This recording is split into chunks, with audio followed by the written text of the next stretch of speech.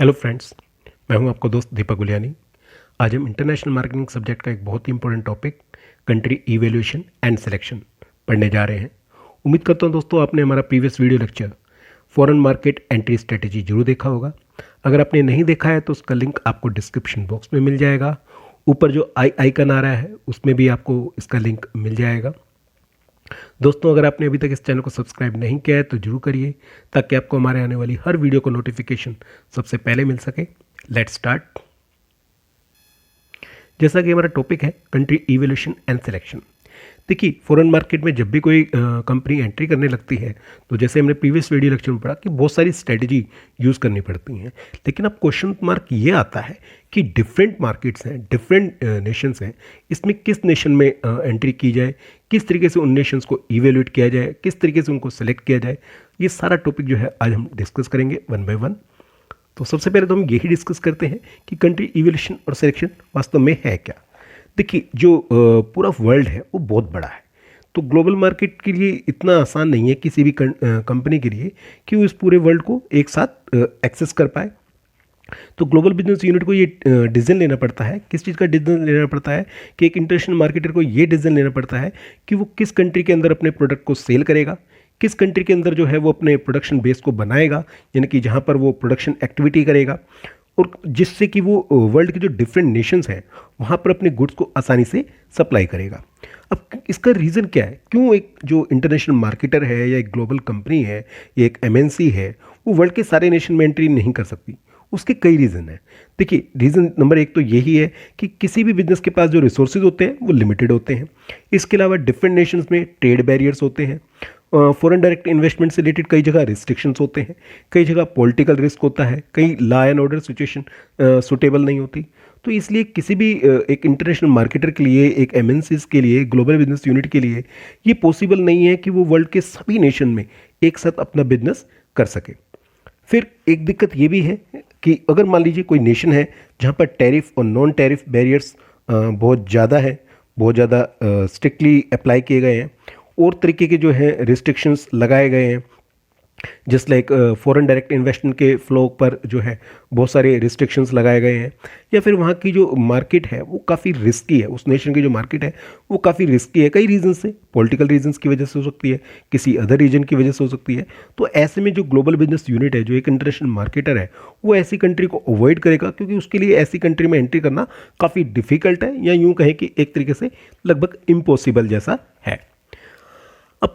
इसलिए जो है हर एक जो ग्लोबल बिजनेस यूनिट है उसको हमेशा अपनी जो डिफरेंट कंट्रीज़ हैं उनको इवेल्युएट करते रहना पड़ता है, तभी वो जो है तय कर सकता है कि उसे किस कंट्री में एंट्री करनी है। और एक रीज़न ये भी हो सकता है कि किसी नेशन ने जो है फॉरेन डायरेक्ट इन्वेस्टमेंट पे सीधा बैन ही लगा दिया हो कि उसका जो है इनफ्लो नहीं हो सकता है, इनकी फॉरेन डायरेक्ट इन्वेस्टमेंट के थ्रू कोई भी फॉरेन कंपनी जो है वो उस नेशन में एंट्री नहीं कर सकती। ये भी एक बहुत बड़ा एक बैरियर हो सकता है, जिसकी वजह से एक ग्लोबल बिजनेस यूनिट जो है वो चाहकर भी उस नेशन में फॉरेन डायरेक्ट इन्वेस्टमेंट के थ्रू एंट्री नहीं कर सकती। इसके अलावा और भी कई फैक्टर्स होते हैं जो इम्पैक्ट करते हैं, जस्ट लाइक रिसोर्सेज। जो ग्लोबल बिजनेस यूनिट जो एंट्री करने जा रही है फॉरेन मार्केट में, उसके रिसोर्सेज किस तरीके के हैं। रिसोर्सेज से मतलब उनके फाइनेंशियल रिसोर्सेज, ह्यूमन रिसोर्सेज, या उनकी जो कोर कॉम्पिटेंस मतलब दूसरों बिजनेस यूनिट्स के साथ कंपटीशन करने की उनके अंदर कितनी क्षमता है, वो बहुत ज़्यादा डिपेंड करेगा। मान लीजिए उसके पास जो रिसोर्सेज है बिजनेस यूनिट के पास वो लिमिटेड है, उसके पास इतने रिसोर्सेज है नहीं, तो उसके लिए जो है वर्ल्ड के जो डिफरेंट नेशंस में एंट्री करना बहुत ही मुश्किल होगा। और अगर मान लीजिए लिमिटेड रिसोर्सेज हैं तो इसलिए उसकी वर्ल्ड में जो डिफरेंट अपॉर्चुनिटीज़ अवेलेबल हैं, यानी कि जो डिफरेंट बिजनेस अपॉर्चुनिटी अवेलेबल है वर्ल्ड में, उन सारी अपॉर्चुनिटी को वो भुना नहीं पाएंगे, उसको एग्जीक्यूट नहीं कर पाएंगे। तो फिर ये क्वेश्चन आता है कि जो बड़ी बड़ी एमएनसीज हैं just like Pepsi, Coca Cola, फिर ये कैसे जो है 150 और मोर देन कंट्रीज़ में ऑपरेट कर रही हैं। इसके लिए आपको इस चीज़ को ध्यान देना पड़ेगा कि ये कंपनियां भी रातों रात ऐसे लेवल पे नहीं पहुंची। शुरू में इन्होंने भी बहुत धीरे से स्मॉल साइज से एंट्री की थी, कुछ नेशंस में एंट्री की थी, और धीरे धीरे जो है टाइम बीतने के साथ जैसे जैसे इनको प्रॉफिट होता गया, ये अपने बिजनेस को एक्सपेंड करती गई, कई कंट्री के अंदर जो है एंट्री करती गई।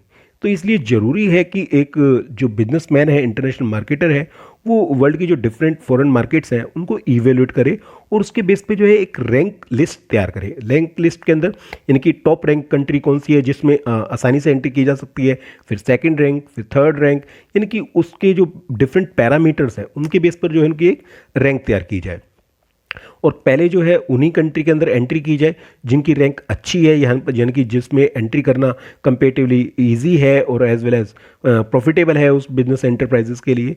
और फिर उसके बाद जो है कंटिन्यू यानी कि रैंक की कंडीशन में कंटिन्यू चलते रहना चाहिए, यानी कि पहले फर्स्ट रैंक कंट्री में एंट्री करनी चाहिए, फिर सेकेंड रैंक कंट्री में एंट्री करनी चाहिए एंड सो ऑन, यानी कि इसी प्रकार जो है नीचे क्रम में चलते जाना चाहिए। तो एक फॉरेन मार्केट को हमेशा ही एक रैंक लिस्ट तैयार करनी चाहिए और रैंक लिस्ट को तैयार करके ही उसके अकॉर्डिंग ही जो अपने बिजनेस को धीरे धीरे एक्सपेंड करना चाहिए। तो एक ग्लोबल बिजनेस यूनिट जो है वो हाईएस्ट रैंक से स्टार्ट करते हुए धीरे धीरे जो है लोएस्ट रैंक नेशंस के अंदर जाने की कोशिश करती है।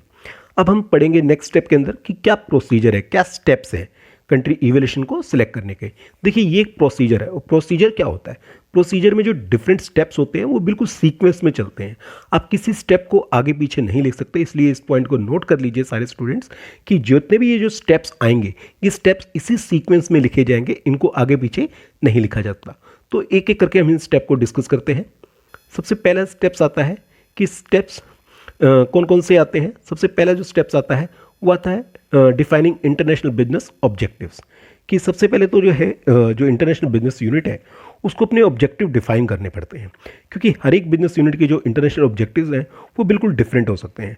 और ये जो इंटरनेशनल बिजनेस ऑब्जेक्टिव्स हैं ये हेल्प करेंगे एक बिजनेस यूनिट को किसी भी कंट्री को इवेल्यूएट करने में, उसके सिलेक्शन को डिसाइड करने में। अब ऑब्जेक्टिव किस टाइप के हो सकते हैं। एक बिजनेस यूनिट का ऑब्जेक्टिव हो सकता है कि वो अपना जो सरप्लस प्रोडक्शन है, यानी कि वो प्रोडक्शन जो अपने नेशन में नहीं बेच पा रही, यानी कि उसका जो अपनी डोमेस्टिक इकोनॉमी से जो एक्सेस प्रोडक्शन है उसको फॉरेन मार्केट में बेचना है। अगर केवल उसको सरप्लस प्रोडक्शन ही बेचना है तो ऐसे केस में जो बिजनेस एंटरप्राइजेज है, जो ग्लोबल बिजनेस यूनिट है, उसको जो फॉरेन मार्केट का जो सिलेक्शन करने का जो तरीका है, जो उसका मेथड है, वो बहुत सिंपल हो जाएगा। तो वो बहुत सारे पॉइंट्स को डिस्कस नहीं करेगी, बहुत सारे पॉइंट्स को इवेल्यूएट नहीं करेगी, वो केवल ये इवेल्यूएट करेगी कि ऐसे नेशन को ढूंढेगी जहां पर टैरिफ और नॉन टैरिफ बैरियर जो है वो कम से कम हो और वहां पर सफिशिएंट डिमांड हो, यानी कि उसके गुड्स की जो डिमांड है वो काफ़ी प्रचुर मात्रा में अवेलेबल हो। लेकिन वहीं दूसरी ओर अगर उस ग्लोबल बिजनेस यूनिट का जो ऑब्जेक्टिव है वो ये है कि लार्ज क्वांटिटी में एक्सपोर्ट करना है और वो भी एक्सपोर्ट जो है रेगुलर बेसिस पे करना है, तो ऐसे केस में जो उस ग्लोबल बिजनेस यूनिट का जो कंट्री को इवेल्यूएट करने का, सिलेक्ट करने का जो मेथड है वो बिल्कुल डिफरेंट हो जाएगा। अब उसे कई सारे क्राइटेरिया को यूज़ करना पड़ेगा, कई सारे फैक्टर को ध्यान में रखना पड़ेगा। ना केवल वो ये चीज़ को ध्यान में रखेगी कि वहाँ पर जो टैरिफ और नॉन टैरिफ बैरियर है वो मिनिमम हो, वहाँ पर डिमांड अच्छी हो, उसके अलावा अदर फैक्टर्स भी ध्यान रखने पड़ेंगे, जैसे वहाँ पर इकोनॉमिक स्टेबिलिटी है या नहीं है, वहाँ पर पॉलिटिकल स्टेबिलिटी है या नहीं है, वहाँ पर जो लॉ एंड ऑर्डर सिचुएशन है, यानी कि वहाँ पर दंगे फसाद, झगड़े फसाद तो नहीं होते, वहाँ पर लेवल ऑफ कंपटीशन यानी कि वहाँ पर प्रतियोगिता का स्तर क्या है, वहाँ के जो कल्चर फैक्टर्स हैं, यानी कि जो सांस्कृतिक जो तत्व हैं वो किस तरीके के हैं, वो हमारे अकॉर्डिंग है या नहीं है। एक और पॉइंट आता है कि अगर मान लीजिए बिजनेस यूनिट का जो ऑब्जेक्टिव ये भी हो सकता है कि तीसरा कि ये भी हो सकता है कि ग्लोबल बिजनेस यूनिट जो है किसी कंट्री को अपना प्रोडक्शन हब बनाने जा रही हो, अपना प्रोडक्शन हाउस बनाने जा रही हो, तो अगर वो प्रोडक्शन के लिए किसी कंट्री को सिलेक्ट कर रही है तो अब उसके जो कंट्री को इवेल्यूएट और सिलेक्ट करने का जो पैरामीटर है वो बिल्कुल और डिफरेंट हो जाएगा। इस केस में उसको कई सारे फैक्टर जो हैं कंसिडर करने पड़ेंगे। किस तरीके के फैक्टर कंसिडर करने पड़ेंगे कि जिस नेशन को वो अपना प्रोडक्शन हब बनाने जा रही है, जहाँ पर वो अपना प्रोडक्शन प्लांट लगाने जा रही है, वहाँ पर लेबर कॉस्ट क्या है, वहाँ पर रॉ मटेरियल की अवेलेबिलिटी है या नहीं है, वहाँ पर जो फॉरेन डायरेक्ट इन्वेस्टमेंट से रिलेटेड जो इन्फ्लो है उसके ऊपर किसी तरीके का कोई रिस्ट्रिक्शन तो नहीं है, वहाँ पर इंफ्रास्ट्रक्चर फैसिलिटी किस टाइप की है, वहाँ पर जो टैक्स इंसेंटिव्स हैं वो किस तरीके के दिए जाते हैं, और उस नेशन की जहाँ पर वो अपना प्रोडक्शन हब बनाने जा रही है, अपना प्रोडक्शन प्लांट लगाने जा रही है, वहाँ की जो पॉलिटिकल गवर्नमेंट है उस पॉलिटिकल गवर्नमेंट की आइडियोलॉजी यानी कि उनकी थिंकिंग किस तरीके की है, ये भी बहुत इंपैक्ट करेगी। तो यूँ कह सकते हैं कि जो एक ग्लोबल बिजनेस यूनिट के जो इंटरनेशनल ऑब्जेक्टिव है वो उस ग्लोबल बिजनेस यूनिट को किसी भी कंट्री को इवेल्यूएट करने में, सिलेक्ट करने में बहुत ज़्यादा हेल्प करते हैं। तो एक ग्लोबल बिजनेस यूनिट को अपने इंटरनेशनल ऑब्जेक्टिव को ध्यान में रख के ही ये तय करना चाहिए कि उसे किस कंट्री में एंट्री करनी है या किन कंट्रियों को इवेल्यूएट और किस तरीके से सिलेक्ट करना है। तो यूँ कह सकते हैं कि कंट्री को इवेल्यूएट और सिलेक्ट करने में ये one of the important factor है, इंपॉर्टेंट पैरामीटर है। सेकेंड जो आता है selecting factors and parameter for evolution. देखिए स्टेप 1 में आपने क्या किया, स्टेप 1 में आपने पहले अपने ऑब्जेक्टिव डिसाइड किए कि आपका ऑब्जेक्टिव क्या है। अपने सरप्लस प्रोडक्शन को जो खपाना है उसको फॉरेन मार्केट में बेचना है, या फिर रेगुलर एक्सपोर्ट करना है, या फिर किसी कंट्री को अपना प्रोडक्शन हब बनाना है। तो पहले आपने ऑब्जेक्टिव तय किया। अब इस सेकंड स्टेप में क्या करेंगे, अब आपने क्या करना है कि वो पैरामीटर तय करने हैं, वो स्टेप्स तय करने हैं, वो फैक्टर्स तय करने हैं जो ये तय करेंगे कि उस कंट्री को किस तरीके से इवेल्यूएट या सिलेक्ट किया जाए। जनरली जो है दो तरह के फैक्टर्स होते हैं, दो तरह के पैरामीटर्स होते हैं। एक तो होते हैं मार्केट रिलेटेड फैक्टर्स और दूसरे होते हैं इंडस्ट्री रिलेटेड फैक्टर्स। अब ये मार्केट रिलेटेड फैक्टर्स क्या होते हैं? देखिए मार्केट रिलेटेड जो फैक्टर्स होते हैं वो माइक्रो इन नेचर होते हैं, macro in nature, sorry micro नहीं होते, मैक्रो इन नेचर होते हैं। यानी कि वो एक साथ जो है पूरी कंट्री को इम्पैक्ट करते हैं। इनकी जो उनका इम्पैक्ट है पूरी कंट्री पे आता है, सारी इंडस्ट्रीज के ऊपर आता है। तो इसलिए इनको जो है जनरल फैक्टर्स भी कहते हैं। अब इसमें क्या क्या इंक्लूड होता है? देखिए इसमें इंक्लूड होता है economic conditions, economic policies, economic legislation, यानी कि जो इकोनॉमिक यानी कि एक तरीके से वहाँ की आर्थिक स्थिति किस तरीके की है, आर्थिक नीतियाँ किस तरीके की है, वहाँ पर जो आर्थिक वैधानिक वातावरण है, उनकी जो इकोनॉमिक लॉज हैं वो किस तरीके के हैं। इसके अलावा वहाँ पर जो पॉलिटिकल फैक्टर हैं वो किस तरीके के हैं, वहाँ पर इंफ्रास्ट्रक्चर किस तरीके का है, वहाँ पर जो कल्चरल फैक्टर इनकी सांस्कृतिक जो तत्व हैं वो किस तरीके के हैं, potential to serve as a production hub, क्या वो कंट्री जो है प्रोडक्शन हब बनने की क्षमता रखती है, इस चीज़ को ध्यान रखना होता है। इसके अलावा जो दूसरे होते हैं वो होते हैं इंडस्ट्री रिलेटेड फैक्टर। जो इंडस्ट्री रिलेटेड फैक्टर होते हैं ये माइक्रो इन नेचर होते हैं और ये सारी इंडस्ट्री को एक साथ इम्पैक्ट नहीं करते, इसलिए इनको क्या कहते हैं, इंडस्ट्री स्पेसिफिक फैक्टर्स भी कहते हैं। अब इसमें क्या क्या इंक्लूड होता है? इसमें इंक्लूड होता है कि रॉ मटेरियल की अवेलेबिलिटी है या नहीं है, जो लेबर है उसकी कॉस्ट क्या है, और ना केवल लेबर की कॉस्ट क्या है, क्या लेबर अवेलेबिलिटी है या नहीं है, वहाँ पर जो कंपटीशन का लेवल है वो किस टाइप का है, वहाँ जो गुड्स की डिमांड है वो किस टाइप की है, वहाँ पर जो गवर्नमेंट के रूल्स और रेगुलेशंस हैं वो किस टाइप के हैं। इसके अलावा जो टैक्स इंसेंटिव्स वो गवर्नमेंट प्रोवाइड कर रही है या नहीं कर रही, और वहाँ के जो कल्चर फैक्टर्स हैं वो हमारी इंडस्ट्री के अकॉर्डिंग है या नहीं है। तो इनकी दो तरह के जो पैरामीटर्स होते हैं, एक तो होते हैं मार्केट रिलेटेड और दूसरे होते हैं इंडस्ट्री रिलेटेड। जो मार्केट रिलेटेड होते हैं वो मैक्रो इन नेचर होते हैं, इनकी पूरे सारी इंडस्ट्री को एक साथ इम्पैक्ट करते हैं। जो इंडस्ट्री रिलेटेड होते हैं वो केवल एक इंडस्ट्री स्पेसिफिक को इम्पैक्ट करते हैं। तो इन फैक्टर्स को हम ज़्यादा डिटेल में जो है अपने नेक्स्ट वीडियो लेक्चर में हम डिस्कस करेंगे बहुत डीपली।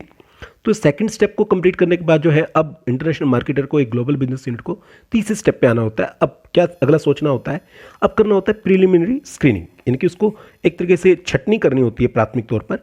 ये प्रीलिमिनरी स्क्रीनिंग में क्या करते हैं कि बहुत सारे जो मार्केट्स हमने ऊपर डिस्कस किए हैं, यानी कि जिनको हम इवेल्यूएट करने जा रहे हैं, अब उनकी छटनी करनी है, यानी कि उनको एक तरीके से रिमूव करना है लिस्ट में से। इसका मकसद होता है कि जो ज़्यादातर जो मार्केट जिसको हम देख रहे हैं उनकी लिस्ट को छोटा करना, कम से कम करना उनके नंबर को। उनके लिए हम कुछ पैरामीटर को यूज़ करते हैं। उन पैरामीटर के बेस पे हम देखते हैं कि कौन सी कंट्रीज़ जो हैं या कौन सी जो मार्केट्स हैं वो हमारे लिए प्रॉपर वे में सूटेबल नहीं है। अब क्योंकि वो सूटेबल ही नहीं है तो उनके बारे में हमने ज़्यादा डीपली जाने की जरूरत ही क्या करनी है। अब ये प्रीलिमिनरी स्क्रीनिंग की किस बेस पे जाती है? देखिए जो प्राथमिक छटनी की जाती है वो की जाती है सेकेंडरी डाटा के बेस पर। अब जो वर्ल्ड बैंक है जो पूरे वर्ल्ड को मैनेज करता है, अब ये जो वर्ल्ड बैंक है ये क्या करता है, टाइम टू टाइम जो है अपनी डाटा शीट पब्लिश करता है अपने जितने भी मेंबर नेशंस हैं उन सब के बारे में। अब इस डाटा शीट के अंदर जो डाटा शीट होती है उसके अंदर बहुत सारे जो है स्टैटिकल फैक्ट्स होते हैं, बहुत सारे सांख्यिकी तत्व मिलते हैं, बहुत सारे फैक्टर्स अवेलेबल मिलते हैं, बहुत सारी स्टैटिकल इन्फॉर्मेशन अवेलेबल होती है।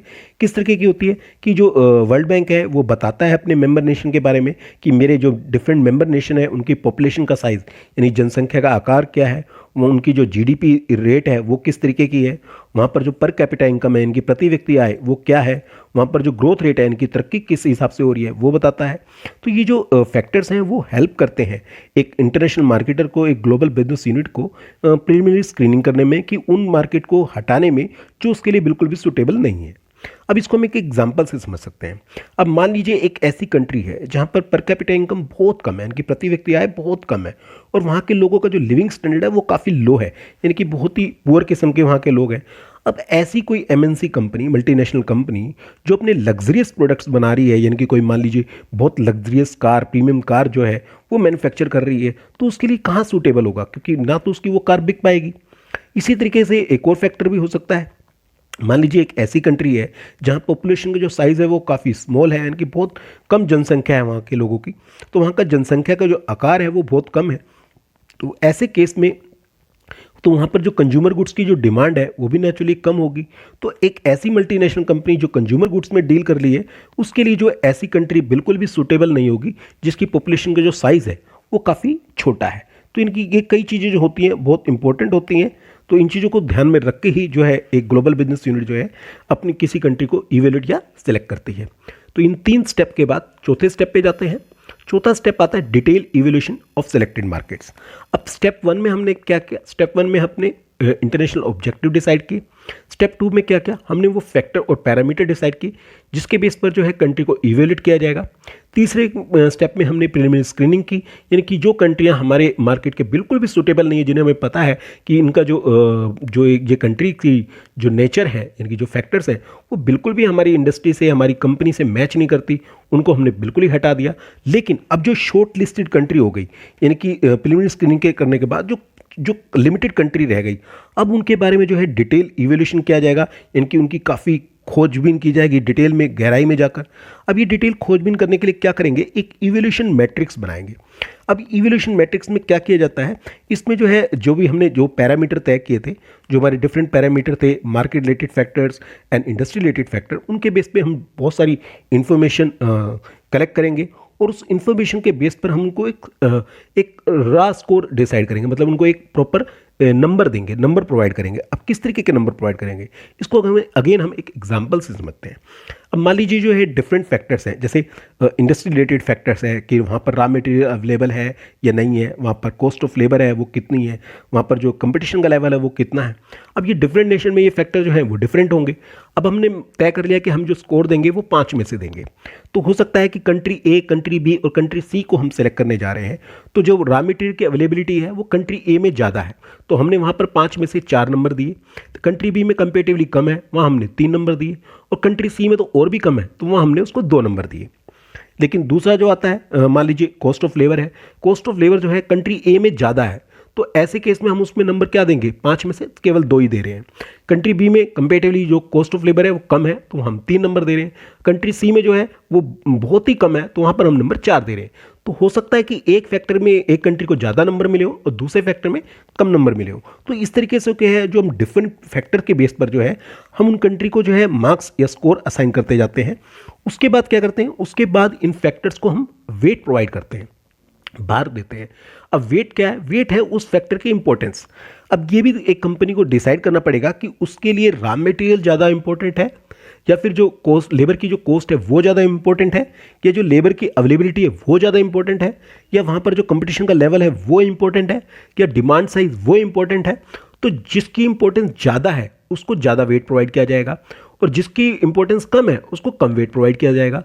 और उसके बाद क्या किया जाएगा? जो ये स्कोर है, इस स्कोर को वेट से मल्टीप्लाई करके वेटेड स्कोर निकाला जाएगा, और उस वेटेड स्कोर के बेस पे ही जो है डिफरेंट कंट्रीज को जो है एक तरीके से डिफरेंट कंट्री के जो वेटेड स्कोर है उनका टोटल कर लिया जाएगा, जिससे कि अलग अलग कंट्री के जो है वेटेड स्कोर अलग अलग आ जाएगा।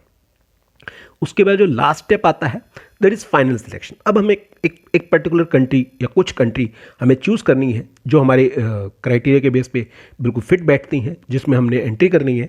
अब इस फाइनल सिलेक्शन में क्या किया जाएगा? जो हमने ऊपर डिफरेंट कंट्री के जो वेटेड स्कोर निकाले हैं, यानी कि उनके स्कोर को उनके वेट से जो मल्टीप्लाई करके जो हमने वेटेड स्कोर निकाले हैं, उन वेटेड स्कोर के बेस पे एक लिस्ट तैयार की जाएगी। जिसका वेटेड स्कोर सबसे ज़्यादा है, नेचुरल बात है उस कंट्री को हाईएस्ट रैंक दी जाएगी या फर्स्ट रैंक दी जाएगी। उससे कम वेटेड स्कोर वाले को, सेकंड कंट्री को, नेचुरल बात है सेकंड रैंक प्रोवाइड की जाएगी।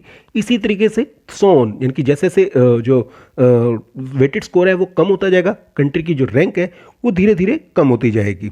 तो एक तरीके से हमारे पास एक रैंक लिस्ट तैयार हो जाएगी। तो जो कंट्री है, जो फॉरेन ग्लोबल बिजनेस यूनिट है, जिसको फॉरेन मार्केट में एंट्री करनी है, तो वो पहले किस में एंट्री करेगी?